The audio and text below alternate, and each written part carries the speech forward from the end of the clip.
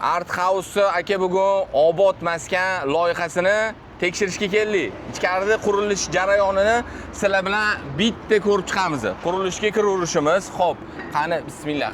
Kirib keldik.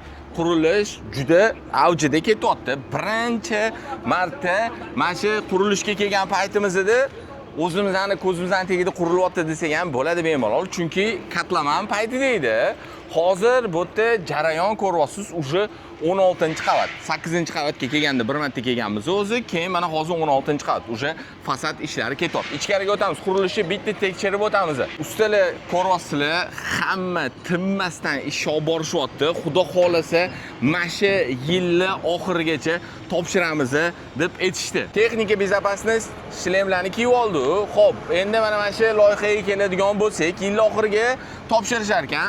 Zo'r taklif qilib berishyapti. Xullas, 50% boshlang'ich to'lov qilasizda, kadastrni olguningizgacha qolgan 50%ni bo'lib to'lab bersangiz bo'ladi.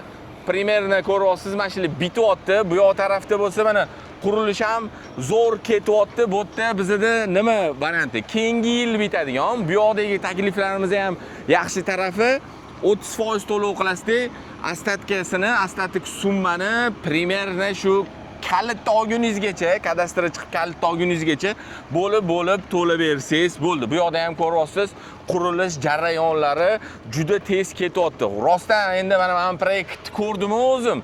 Yil oxirigacha topshiramiz deyishdi-yu, mana shu topshirib qo'yishadi. Chunki mana fasad ishlari ketyapti.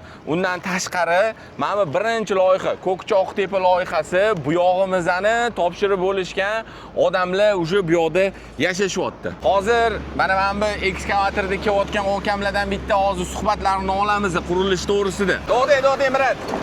Siz bilan ozgina intervyu qilamiz, bo'ladimi? Mashina o'chirib turing. O'chirib tursak bo'ladimi?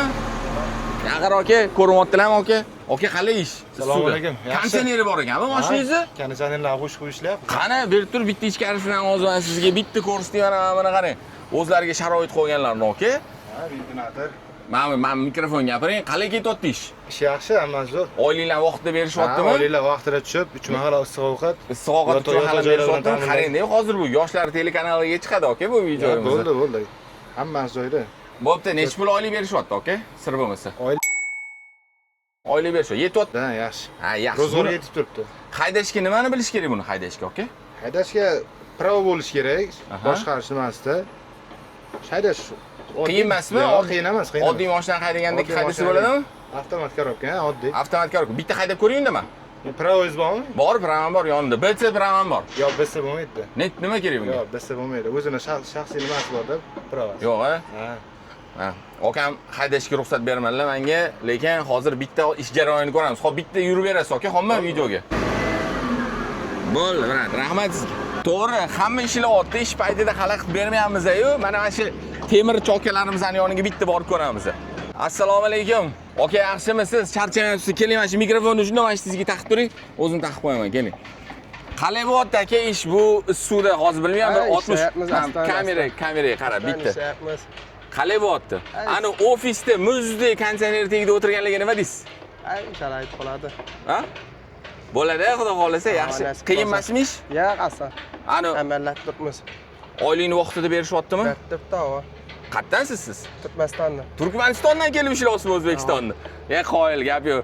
Chet eldan ishchilarni olib kelib, sizni uyingizni aka tezroq bitirib berishligingiz uchun ko'ryapsizmi? Mana okalarimiz ishlab turishdi. Aka, rahmat, Alloh rozi bo'lsin, charchamang.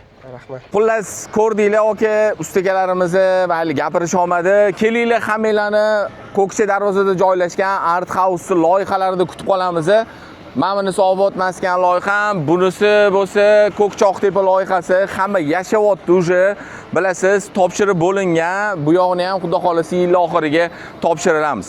Sotuv ofisini telefon raqamlarini mana shu yerga yozib qo'yaman, murojaat qilaverasizlar.